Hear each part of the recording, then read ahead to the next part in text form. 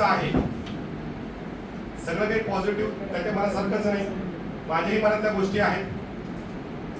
सदरील वादानंतर मग जे आहे साहेबांनी मला संपर्क केल्यानंतर त्यांनीही ह्या गोष्टीचं गांभीर्य ओळखलं की काय आहे काय नाही चित्रपटात. त्यांनी मोठ्या मनाने म्हणजे एखादा प्रोड्युसर काय करतो की जाऊ दे तुला काय करायचं मी माझं करेन, पब्लिसिटी होत राहील किंवा काय असेल ते बघून घेऊ गोटा.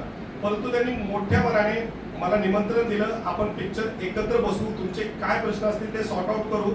आणि त्यांनी हे सांगितलं की सूरज चौहानला घेऊन ते याचा पार्ट 2 करणार आहे.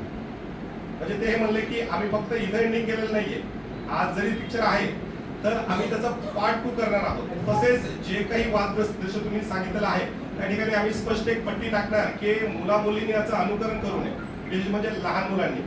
आणि जो शेवट दाखवलेला आहे तशा प्रकारचा आत्महत्येचा प्रयत्न कुणी करू नये एवढीच डिमांड आहे.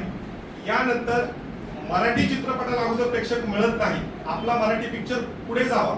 इव्हन तो पिक्चर पाहिल्यानंतर हे जे कलाकार आहेत यांनी मनोज जरांगे पाटलांचा रोल संघर्ष योद्धामध्ये केला होता.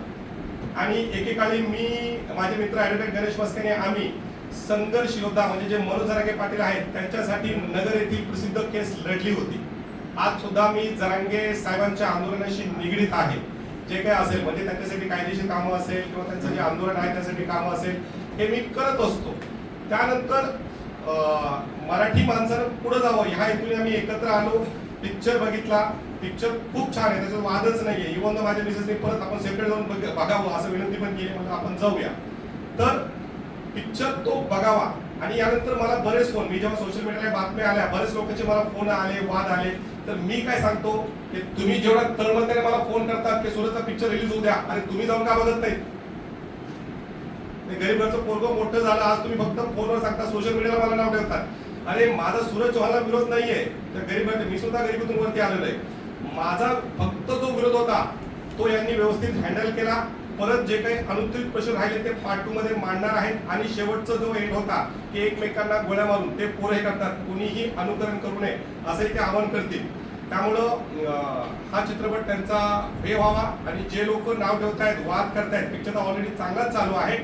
मला जर पिक्चर म्हणजे म्हणतात ना ह्या पिक्चरला मला प्रॉब्लेम असला असता तर मी अजून काही केसेस कंप्लेंट टाकून तो वाढवला असता. परंतु माझं जे म्हणणं होतं त्यांनी मान्य केलेलं आहे. आपण मराठी लोकांनी मराठी चित्रपट नक्की बघावा. आणि जे वाद करतायत सध्या सोशल मीडियावर जे काही टाकतायत, अरे तुम्हाला एवढीच तळमळ आहे तर कमेंट टाकण्याअगोदर फॅमिली सोबत जाऊन पिक्चर बघा, मग बोला. धन्यवाद.